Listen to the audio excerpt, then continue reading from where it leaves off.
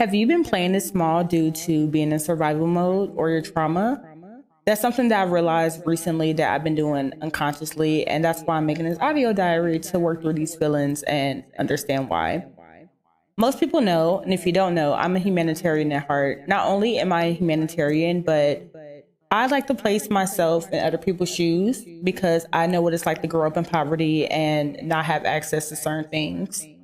In America, I feel like entertainment is out of reach. Not only are we constantly working, we don't have time to enjoy certain things, but something as simple as like concert tickets is almost like $100 or very out of reach to even experience. So I try to make myself more accountable to people that may not have access.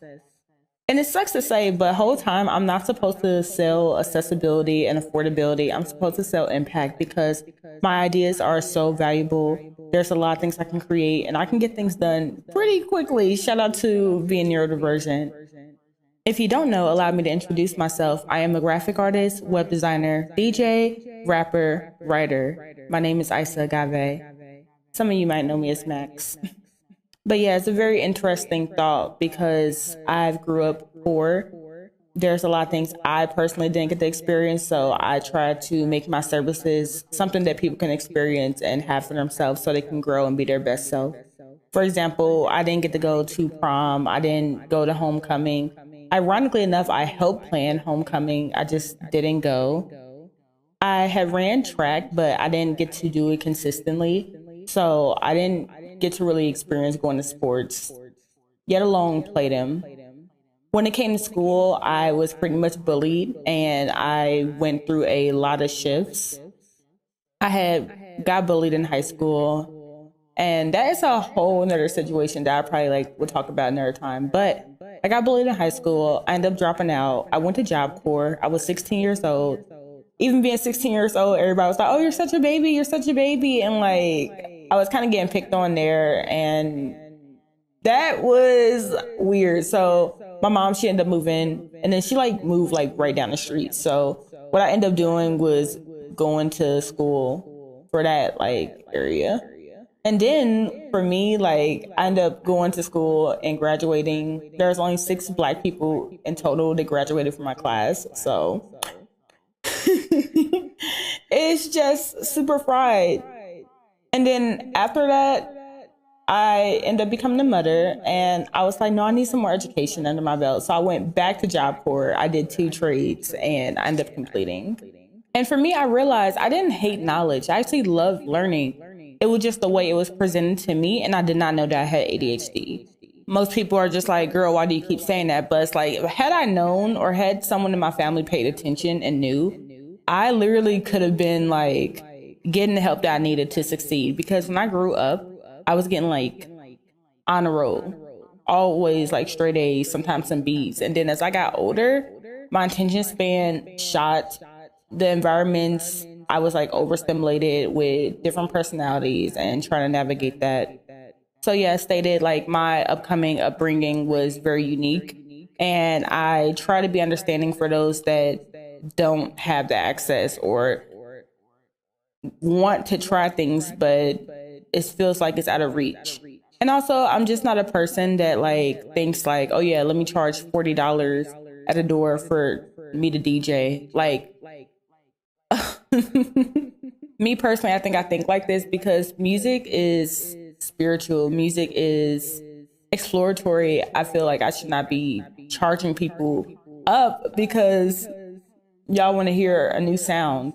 I feel like it kind of defeats the purpose of like learning something new or being able to connect with people that you may not thought you would ever connect with.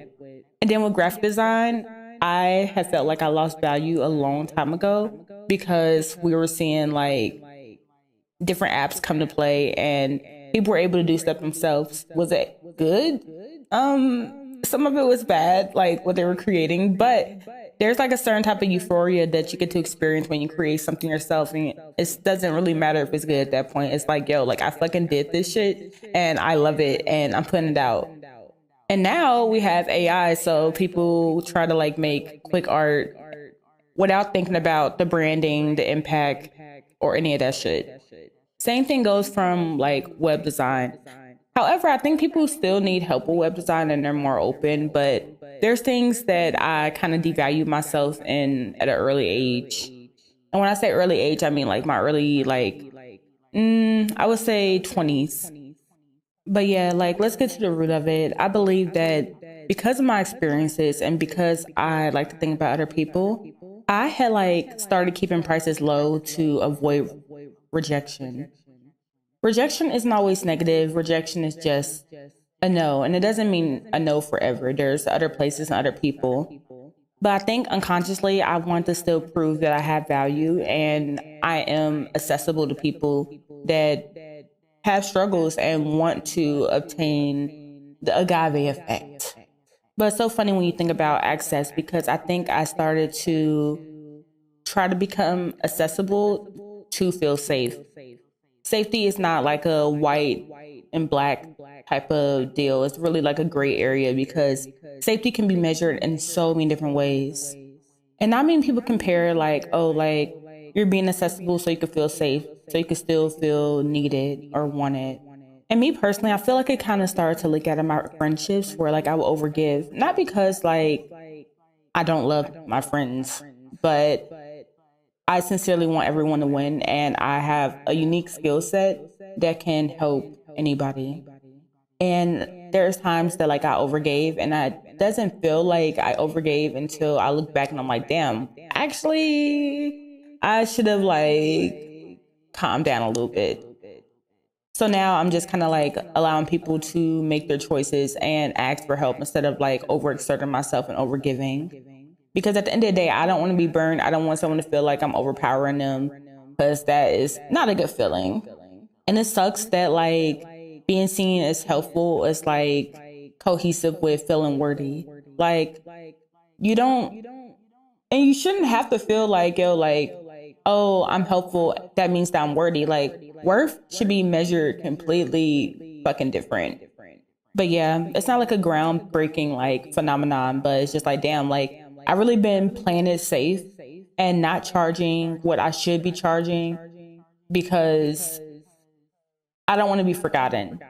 And whole time, the way that you like try to not be forgotten is doing the shit that like matters to you. And in my case, based on my birth chart with all the Saturn placements, again, selling impact because that's one thing that you cannot replace.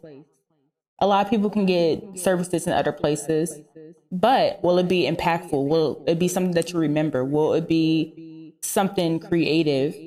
And even in this day and age, like people are not taking risks. People are scared to take risks, especially creatively. That's why everybody's chasing like the nostalgic feeling because they want to feel what they once felt. But we are so past the years that you might not ever feel that shit ever again. So this is my voice note to tell you and myself as a reminder, do not play it small. Be considerate of other people, but don't let it like challenge you and your security. Because I felt like less multiple times, especially when I tried to charge my prices and people made me seem like I was asking for too much, but someone else that's like in my field, they paid them the same thing. And that is a conversation for a whole nother day. I have so much to fucking say. But yeah, don't fucking play it small. And figure out what your purpose is and how you should navigate it because something cannot replace like what you're building at all. Or again, being impactful or being remembered. See what that means and what it looks like to you.